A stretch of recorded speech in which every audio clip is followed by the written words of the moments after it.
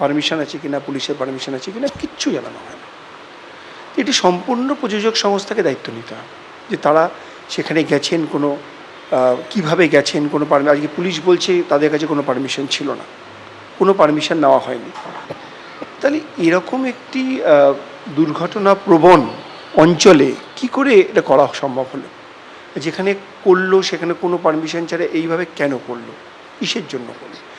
এটা আমার সত্যি খুব প্রশ্ন, আমি খুব সন্দিহান। রেড টেপিজম এত কিছু এইসব বুঝি না, আমাদের কাছে খুব পরিষ্কার একটা কথা, পারমিশন ছিল কি ছিল না। যে প্রযোজনা সংস্থা একটা স্টেটমেন্ট খুব দায়সারা গোছের এবং পরিষ্কার বোঝা যাচ্ছে আইনজ্ঞকে দিয়ে লেখানো, খুব দায়সারা গোছের একটা statement, there is no heart in it, যে না আমরাও আছি, আমরাও ঝাঁপিয়ে পড়ছি, ওর কী হয়েছে, এই তো দেখুন এই তত্ত্ব, এই দেখুন এই পারমিশন লেটার, এই আমার নিরাপত্তা, এই সুরক্ষা ইয়ে ছিল, কাম আউট। কিছু তো ছিল না, দেখাবার জানাবার কিছুই জায়গা নেই, তো তাহলে দায়টা তো নিতে হবে, এবং সেই দায়টা জন্যই কালকের মিছিল। শুরুতেই অতগুলো পরস্পর বিরোধী যে স্টেটমেন্ট এসেছিল সেটা তো একটা সন্দেহ তৈরি করে। পাশাপাশি যেটা চলছিল সেটা হচ্ছে রাহুলের ওপরেই যেন সমস্ত দায় চাপিয়ে দেওয়ার একটা প্রবণতা, তো সেইটা অত্যন্ত নিন্দাজনক। এবং এটা মানে তাকে তো সম্মান দিতে হবে, অথচ এরকম কথাও চালু করে দেওয়ার চেষ্টা হয়েছিল যে শুটিং শেষ হয়ে গেছে, যে সেগুলো তো আমরা এখন জানি যে সেগুলো নয়, শুটিং চলছিল। সব ব্যাপারেই তদন্ত আমরা চাই, তার তো একটা স্বাভাবিক প্রবৃত্তি। আমার একটা আবেদন থাকবে যে যারা আমাদের ইন্ডাস্ট্রির ওখানে উপস্থিত ছিলেন, অভিনেতারা ছিলেন, টেকনিশিয়ানরা ছিলেন, তারা সবাই যেন সত্যি বলেন যখন তদন্ত হবে।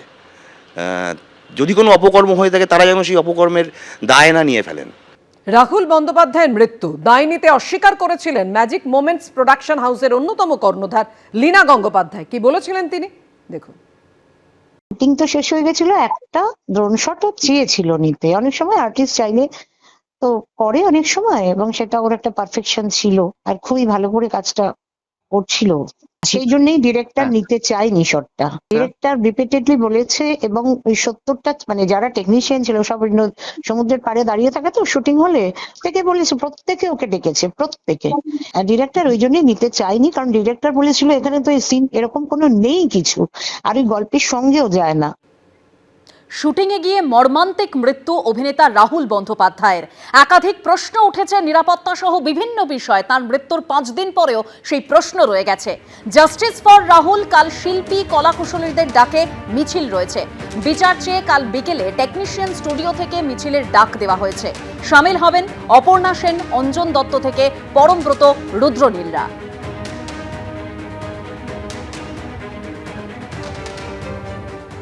এবিপি আনন্দ, এগিয়ে থাকে, এগিয়ে রাখে।